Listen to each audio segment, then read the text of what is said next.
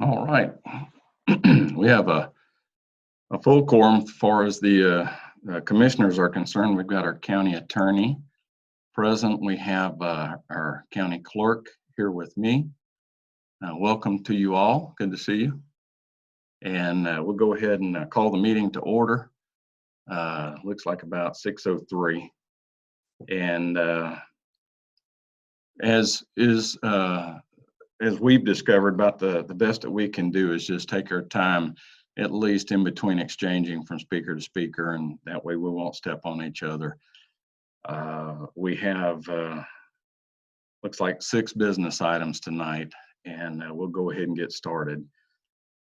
First item is the approval of our minutes. We have 2 meetings. All commissioners were present for both of those. You each should have a copy of those minutes.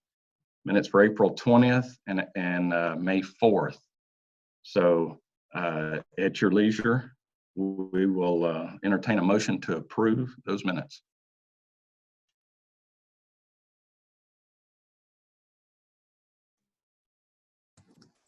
I'll make a motion to approve. I have a motion to approve. Do I have a second, Commissioner Bettis? Second. Thank you. All right. Any comments or discussion, questions on those?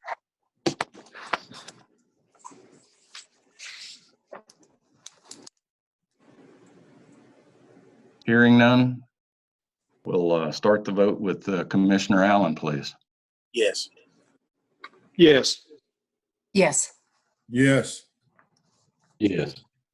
Thank you very much. We have no business tonight involving guest groups or multiple visitors. We'll move on into the chairman's report. I have one item that I'd like to, I've talked with some of you in our last meeting. If you'll recall, we had postponed 2 rezone applications until further notice. We didn't, we had pushed it out tentatively to June, but we've had one of those rezone applications has created a bit of a hardship, and not to place any more importance over it, but there was no opposition and has been no opposition to this rezone application. I'm not asking for any action tonight, but I wanted to at least to confirm that I've consulted with Mike on this as far as any requirements that may or may not need to be met. We would be perfectly in the right and legal if the board chose to entertain one of those applications for rezone at our June 1st meeting. And that would be the, if you recall the packet that went out, that's for Roger and Carol Jordan. Royce Bray was representing them on a rezone application, and he would like to appear before the board. And there's no problem on the legal end if the commissioners will entertain having that on the agenda June 1st. So unless Clarification to that. Please, sir, go ahead. So there was a case back in 2000 that said it didn't matter if you didn't follow the extra requirements of your local ordinance, so long as you followed state ZPL, zoning procedures law, which only requires 1 public hearing before the Board of Commissioners. Then just a couple of years ago, the Supreme Court of Georgia kind of cast doubt on that. So that all begs the question of, well, was there a proper public hearing before the Planning and Zoning Commission back when all this coronavirus stuff started and they did it out in the parking lot? And also, I don't know if, I guess Linda would have to answer if it was advertised for June 1st already. But what I did say is that, all of that's really the landowners or the applicant's risk. If he wants the board to go through with it, it's successful, then, it would be his risk if there's any procedural improprieties, not ours. Very good. I'd like to do that by exception unless somebody does have a problem. We'll just plan on it. Is that okay? All right. And feel free. Hey, there's these little icons at the bottom, the reactions. If you want to just do a little high five or a thumbs up or whatever, and that'll sometimes cut down on the need to go back and forth. All right, there we go. I see one. Good. Next is statements and remarks from citizens on the agenda items. We have 6 items. The first 4, unless the board, just adding another member here to our meeting, unless the board has any reservation about doing it. There were 4 items that were presented last meeting, and we've got them listed under a consent agenda. We can break any one of them out should the commissioners desire. The first is consider adopting a resolution to participate in the update of the Northeast Georgia Regional Solid Waste Management Plan. And again, I don't have that figure, but I believe the cost on that was about $17,400, if I remember right. The next item was to consider first adoption of a resolution exercising home rule authority to amend Section 19 of the Charter. Third item is consider appointing Margot Fowler to fill a vacant position on the Madison County Board of Family and Children's Services. And the fourth item is to consider appointing Linda K. Holloman to fill a vacant position on the Madison County Board of Family and Children's Services. We have one item under old business, excuse me, and that's to consider a 2020-2021 health insurance policy. We've got Mr. Matt Bidwell with us tonight to present some information on that. Excuse me. And then our last item is to consider a 2020 tax levy resolution for the Board of Education. And we've got Dr. McCannon here that will be representing Raymond James and the Board of Education. So at this point, we'll open the floor up for anybody that might want to make a comment on any of those particular items I just mentioned.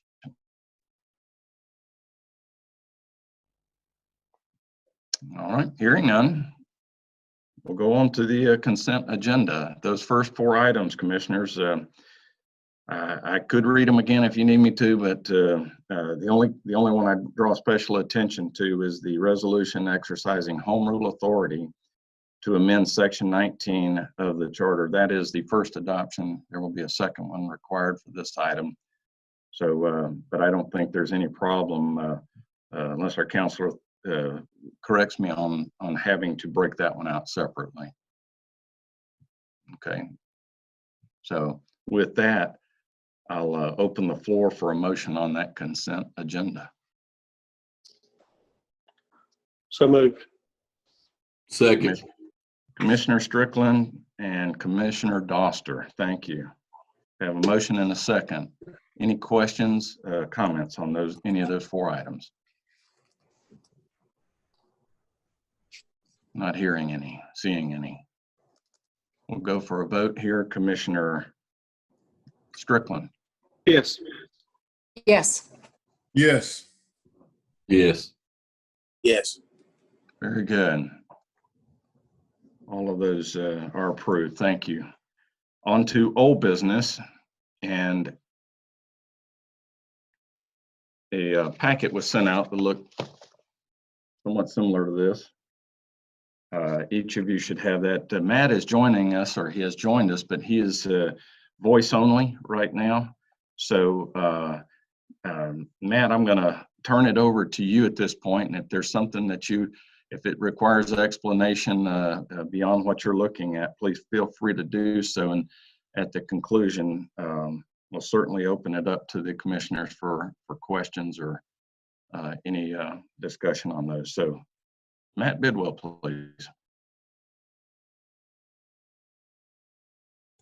Thank you so much. And I did find that little button that said I could turn the video on. So maybe y'all can see me.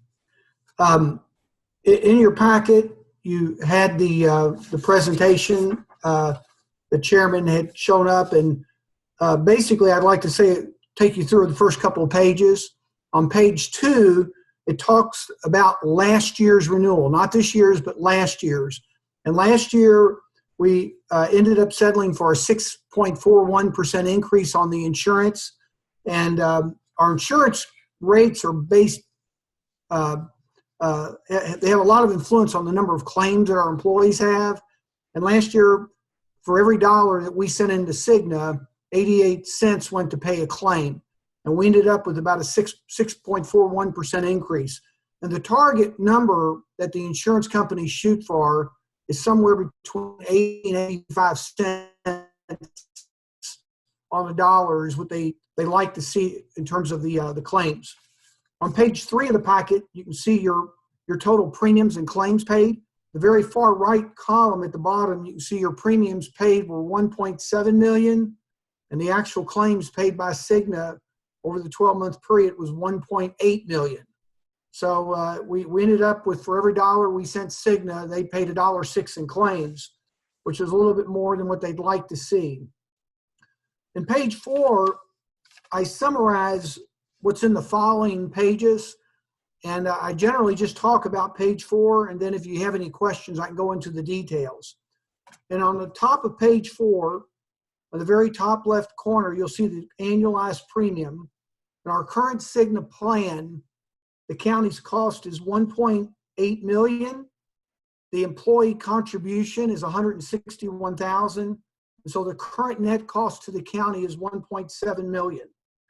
The renewal option from Cigna was a 9% increase, which would take the 1.86 to $2,028,000. The employee contributions go to $162,000. And to the very far right, on the upper line, you can see that the net cost annual premium difference to the county is $166,000 if you accept the renewal as is. One of the things that Cigna is offering new this year, and it's why we have 2 more options, is that currently our plan allows an employee to see any Cigna doctor anywhere in the country. And so it's a wide open network. Cigna has put together here in Georgia what they call a local area network. And that local area network is comprised primarily of Piedmont-only physicians, which is going to be the old Athens area, the Athens regional, and the Northeast Georgia Medical Center. And that network of providers has given Cigna an additional discount on claims when members go there. And as a result, they're able to offer us a lower cost if an employee were to choose that as their only providers that they're willing to accept. And it's important to note that if an employee does enroll into that option, that they do not have the ability to go to Emory. They cannot go to Wellstar facilities. They cannot leave the state and get health care anywhere else if they do choose that option. So it's very important when the employee looks at that they understand that if they go with that limited network, there is a lower premium being charged to the county, but that network choice means that you no longer have access to any provider outside of that particular network unless it's a medical emergency. And then in the case of a car wreck or a medical emergency, they would be treated as if they were in network, but there would be no voluntary, I want to go to somebody else outside of Piedmont Physicians, Piedmont Hospital, or the Northeast Medical Center network. So what we did is we offered what we call a buy down and a buy up option. And what you notice on the buy down option, which is the third one, is that the employee's costs remain the same. And the reason it remains the same is that we're suggesting that you offer this as an option to the employee so that you're still offering as your base policy the opportunity for them to go to any provider they want to in the country or here in the state.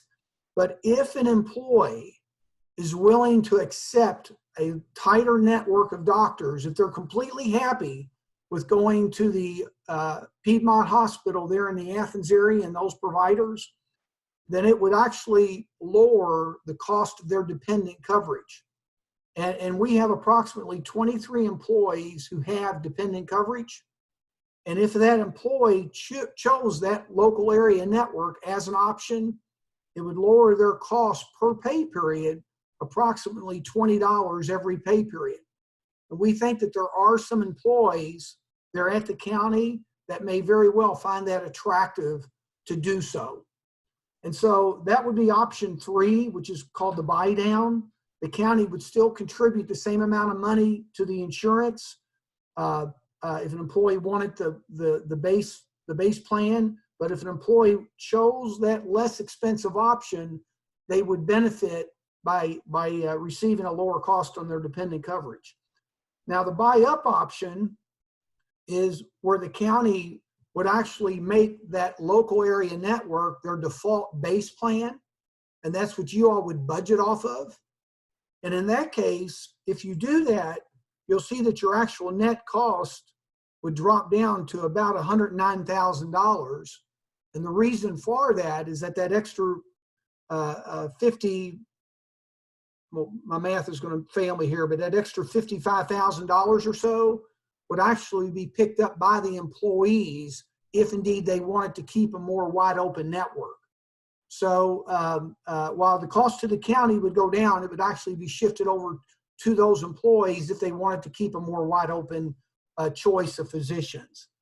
I'm going to briefly talk about the dental. There was a increase on the dental that is actually paid by the employees, and there was an increase on the vision. And again, that's voluntary; it's paid for by the actual employees, and there's no rate impact to the county. And so, if you wanted to look at your payroll deductions on the buy down, that's actually listed on page 6. And it's the local Piedmont network. And you can see where the employee contributions would go down. And on page 7, if you did the buy up, which would, you can see where the employee's cost would actually go up if indeed the county made the local Piedmont network their base default plan. And so I'll be quiet, and that's kind of confusing, and I apologize we have to do it this way, but I'll be quiet. If you have any questions, I'll be happy to try to answer them.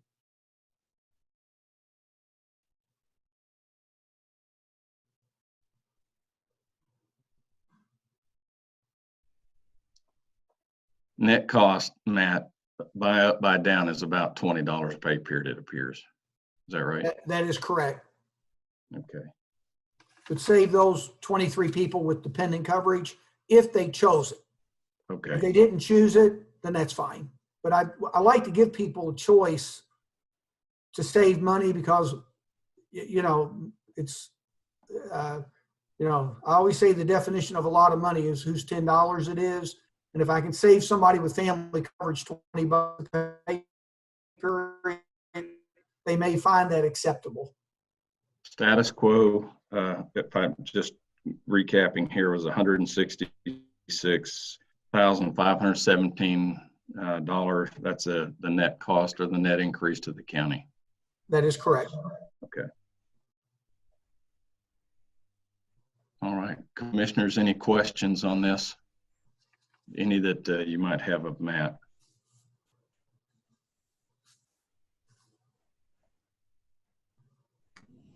Just so I'm clear, if we use the buy down, on average, you're saying the employee would save $20 per pay period. And if we go with the buy up and the employee chooses to select that, it would cost the employee an additional $20 per pay period. Did I hear that correctly? If we do the buy down, you were correct. But on the buy up, if we go with the buy up, the county would base their contribution scheme on the local area network, which is the more restrictive plan. And then those employees who wanted to stay with the better network, it would cause their contributions to go up $20 rather than come down, because the county would be the one saving any potential savings there. And so the buy down would, as an option, make that available to the employee. But if you do the buy up, then everybody with dependent coverage and even people with single coverage would see an increase. For example, on the buy up, those that are currently paying nothing would see their costs go up to $10.82 a pay period. If you're on single coverage and they're currently paying nothing. So.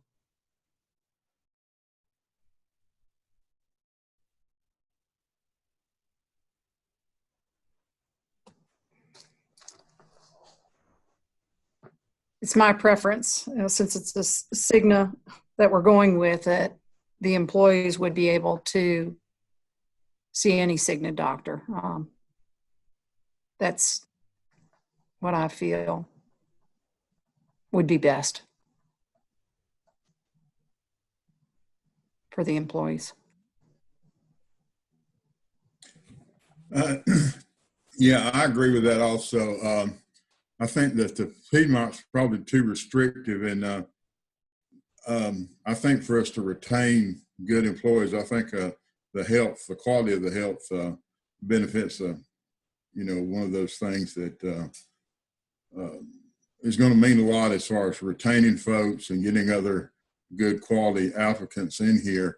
And it's sort of a trade-off between paying and health benefits. And so I think that the combination of it, the increase, we got an increase there, but I think it's worth it as far as to retain employees and give them the best option.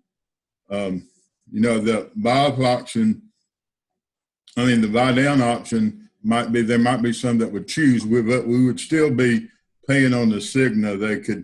There wouldn't be any confusion about it if they decided it would be their decision if they went with a total Piedmont.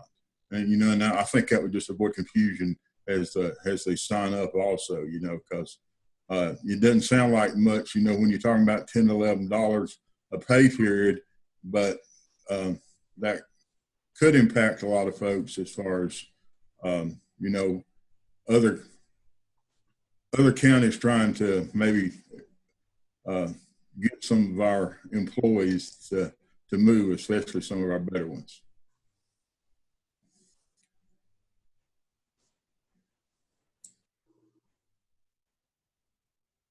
So I've heard several comments, and we'll take a motion and vote on it here shortly. But I just want to make sure that I'm at least summarizing this.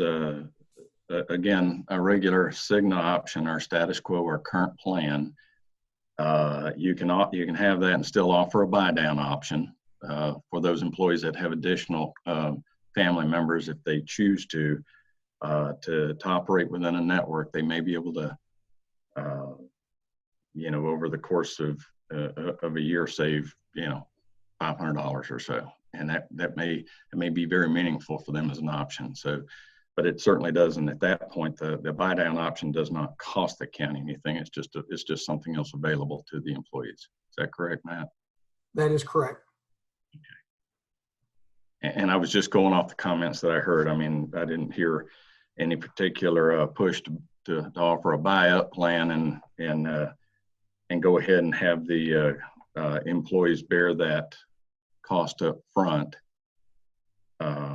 for just for the cost of insurance. That's from where we are right now, that's cost sharing as I look at it. So, all right. Any other questions of Matt? If you're ready, we'll entertain a vote. Just in the motion, if you would, just specify the plan or the options that you think we should be considering here.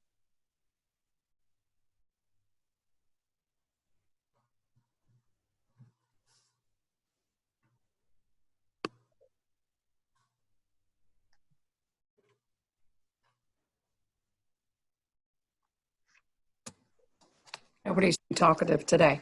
All right, I'd make a motion that we go with the initial plan that Matt discussed, which would include the employees being able to access a wide open Cigna network. Okay. So With so the Matt, option, yeah, yeah, I is just it wanted- with I the want- option with the buy down? Is that how we? Yeah. exactly, yeah. Right.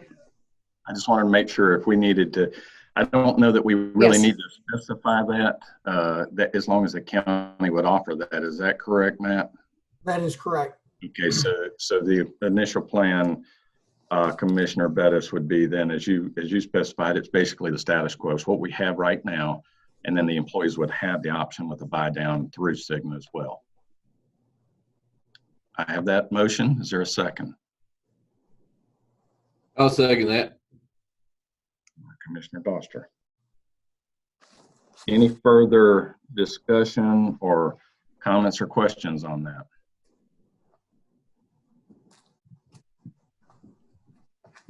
Seeing none, I will vote, and the vote is to Commissioner Bettis.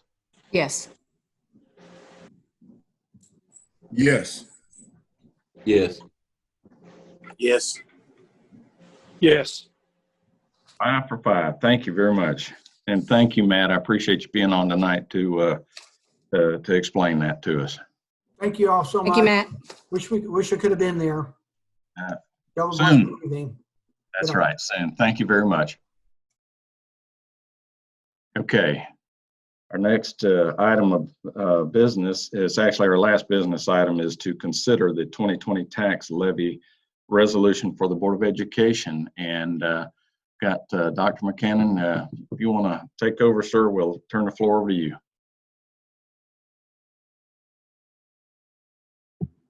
Good evening. It's real simple. The county attorney, Corey Kirby, has already communicated with Mr. Pruitt. And a real quick highlight, the board is just brief. Can you hear me good? No, it's actually got you. Yeah, it's a little bit muffled there, Alan. If we can, I don't know if it's just proximity. Go ahead. I'll get a little closer. Is that better? Okay, great.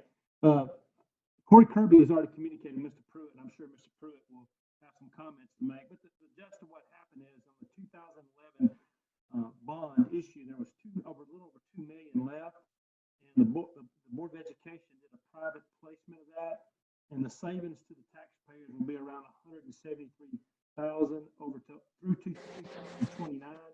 The majority of that will be $60,000 that will be come up in the first year, and then I think 40 of the rest next year, and then the rest will be spread out over that. So it's simply a refinance of a 2011 bond that was paid for with SPLOST dollars. And so it's just the Board of Education simply trying to do things to save some, right now we're trying to, all systems across the state and commissions across the state are trying to save all the money that they can. And I'll be quiet and turn that over to Mr. Pruitt if you have any questions directly from him.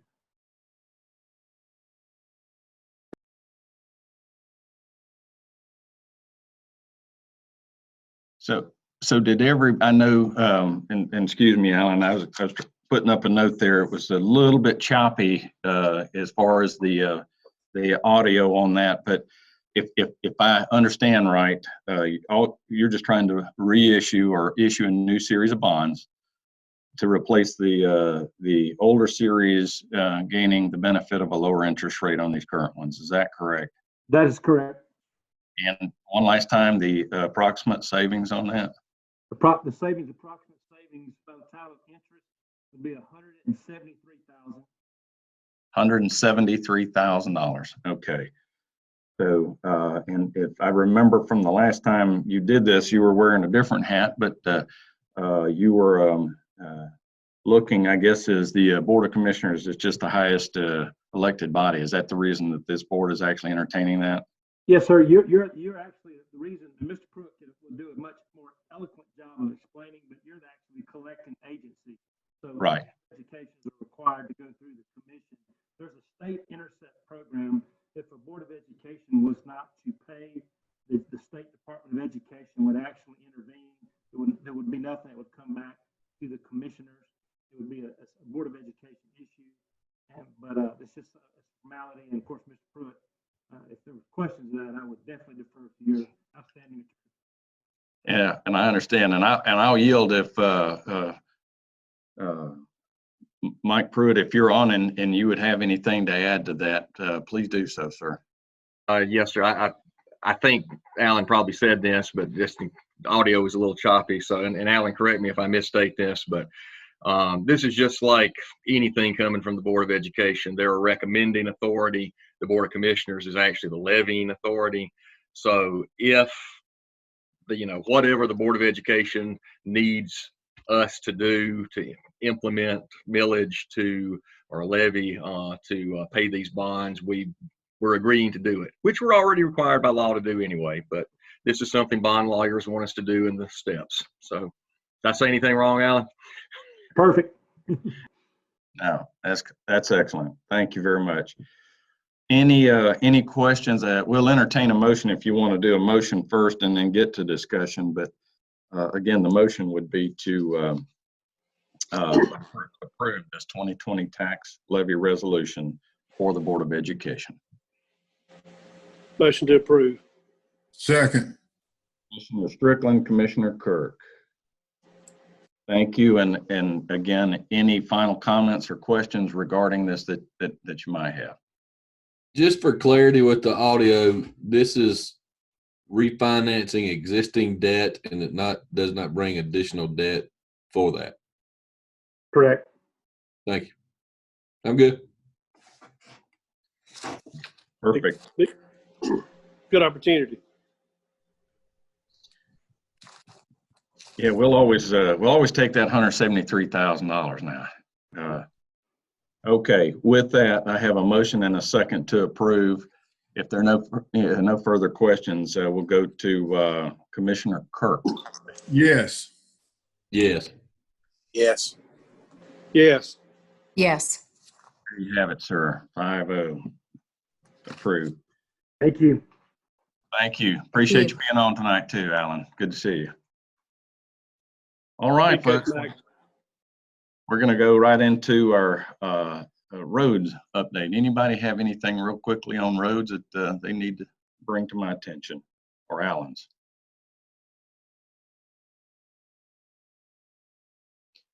I will tell you that they replaced a concrete culvert up at Harry Paul's, and that road's back open. So we're down to 2 roads at this point, Lake Deerfield and Frank Bird, and Lake Deerfield is on tap to be the next one to be repaired. So anything else that I might pass along?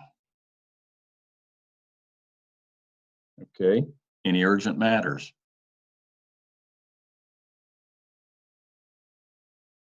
Okay, we'll open up the floor at this point for those that might be out there, statements and remarks from citizens. We'll entertain that on any subject, and we'll ask you to just honor about a 3-minute time limit on that. So at this point, we'll open the floor.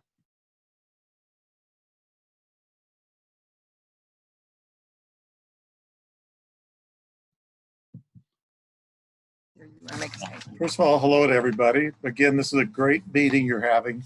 I hate to repeat myself all the time, but I'm going to in this case. I just want to thank you again for the resolution you passed that supported the banning of railroad ties burning for the production of power in the state.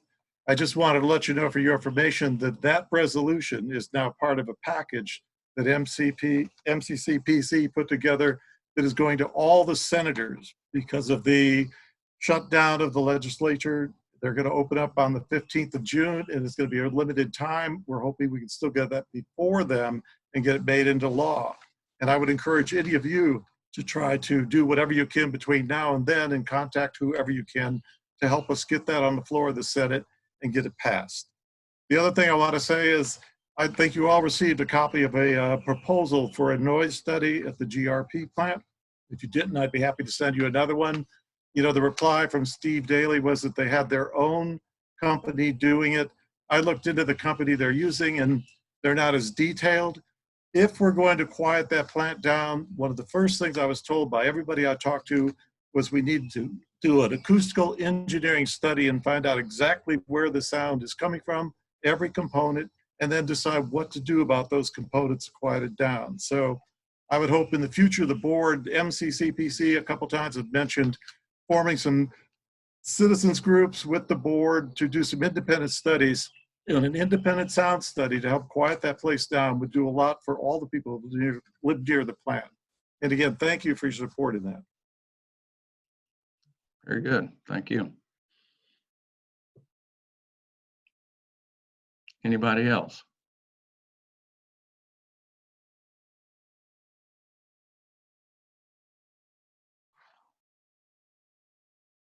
Very well. We'll move on to statements and remarks from any of the commissioners, if there's anything that the commissioners would care to discuss or share.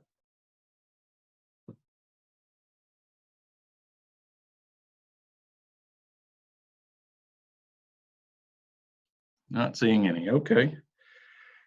Executive session. I believe we have an item, and what I would share with those that are online with this, I'm going to ask if the board would like to enter into executive session with the concurrence of our attorney. And well, we'll go ahead and do that first. Is Mike, would you like to enter into executive session this evening? Yes, sir. We need to discuss possible acquisition of real estate. Okay. So we'll need to take a motion in a second to enter into executive session. Do I have a motion? So move. Have a motion Second. and a second. 6:40. All right. We'll go to Commissioner Doster for the vote, please. Yes. Yes. Yes. Yes. Yes. All right. With that, folks, what we'll do is the commissioners will stay online here, and for those that might want to rejoin, all I'm going to do is move you to the waiting room, and as soon as we're through with the executive session, we will come back to the public meeting. And with that, I'll go ahead and, if you'd like to stay on, I'm going to go ahead and move you. If you'd like to just go ahead and log off, that's fine too. But we'll be back probably a matter of a few minutes. What I've got to do now is I've got a guest here. We're going to let them back in.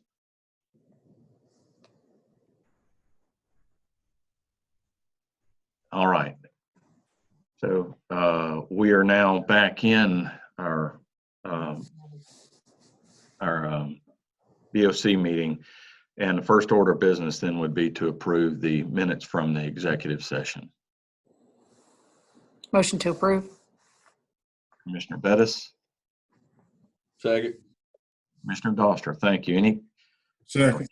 really take any questions or comments on that other than we'll assume them approved then. Okay.